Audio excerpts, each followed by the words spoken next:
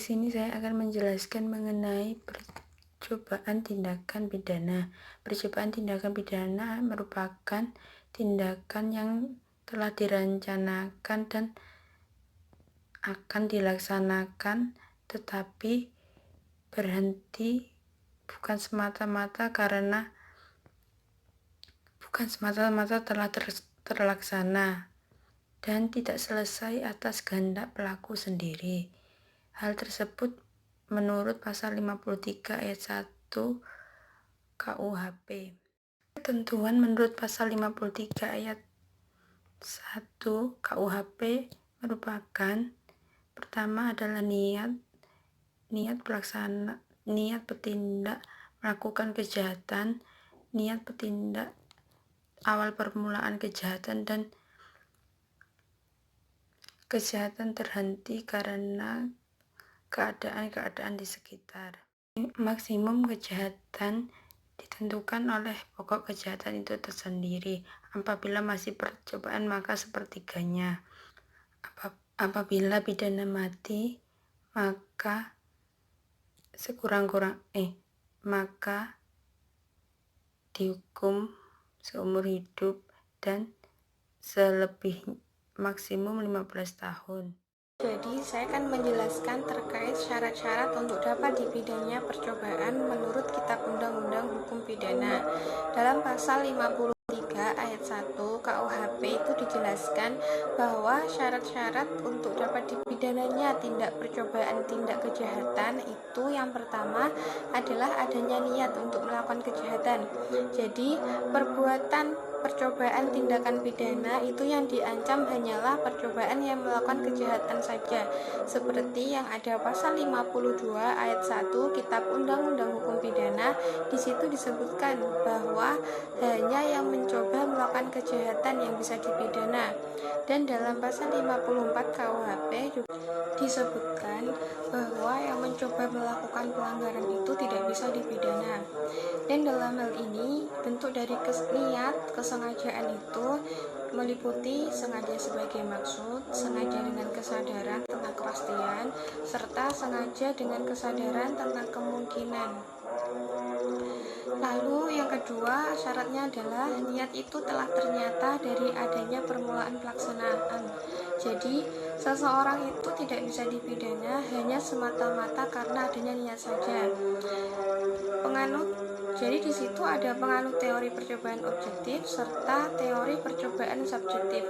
Mereka itu punya pendapat yang berbeda terkait apakah pelaksanaan itu adalah pelaksanaan niat atau pelaksana kejahatan. Kalau menurut penganut teori percobaan objektif itu, pelaksanaan sebagaimana yang ada pada pasal 53 ayat 1 adalah pelaksana kejahatan. Sedangkan kalau menurut teori percobaan subjektif, pelaksanaan yang dimaksud adalah pelaksanaan niat. Lanjut pada syarat yang ketiga adalah pelaksanaan itu tidak sesuai. Jadi tidak selesainya suatu pelaksanaan itu menyebabkan perbuatan itu termasuk dalam perbuatan percobaan. Jadi jika tidak selesainya pelaksanaan itu sehingga perbuatan itu bisa diklarifikasi sebagai percobaan, dan jika perbuatan itu selesai dan dilaksanakan, maka itu termasuk delik selesai. Dan tidak selesainya pelaksanaan itu bisa terjadi karena berbagai sebab. Bisa dari luar kehendak si pelaku atau dari kehendak si pelaku itu sendiri. Dan untuk syarat yang keempat adalah serta tidak terselesainya pelaksanaan tersebut yang bukan semata-mata disebabkan karena kehendak sendiri.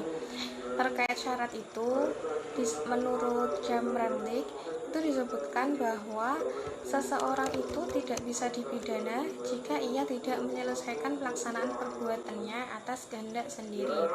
Sekian, terima kasih. Hingga perbuatan itu bisa diklarifikasi sebagai percobaan, dan jika perbuatan itu selesai dan dilaksanakan, maka itu termasuk delik selesai. Dan tidak selesainya pelaksanaan itu bisa terjadi karena berbagai sebab. Bisa dari luar kehendak si pelaku atau dari kehendak si pelaku itu sendiri. Dan untuk syarat yang keempat adalah serta tidak terselesainya pelaksanaan tersebut yang bukan semata-mata disebabkan karena kehendak sendiri. Terkait syarat itu, menurut Jam Remlich, itu disebutkan bahwa seseorang itu tidak bisa dipidana jika ia tidak menyelesaikan pelaksanaan perbuatannya atas kehendak sendiri. Sekian, terima kasih. Di sini akan menjelaskan tentang penerapan hukum pidana. Penerapan hukum di Indonesia mempunyai banyak kekurangan, banyak sanksi yang berlebihan, yang membuat hukum di Indonesia harus mengalami banyak revisi agar menciptakan hukum yang adil bagi masyarakat. Di dalam KUHP, hukum pidana dibagi menjadi dua, yaitu hukum pidana pokok dan hukum pidana tambahan. Tujuan dari dasar adanya pidana bagi seseorang yang telah melanggar norma hukum pidana adalah untuk mempertimbangkan dan membelas si pelaku agar jera. Terdapat berbagai teori yang membahas alasan yang membenarkan adanya penjatuhan atau hukuman atau sanksi. Yang pertama adalah teori absolut. Menurut teori ini, hukuman itu dijatuhkan sebagai pembalasan terhadap pelaku karena telah mengakibatkan kesengsaraan orang lain. Yang kedua adalah teori relatif. Teori ini dilandasi beberapa tujuan. Contohnya, yang pertama adalah tujuan memenjarakan si pelaku dengan penjatuhan hukuman. Diharapkan si pelaku menjadi jera dan tidak mengulangi perbuatan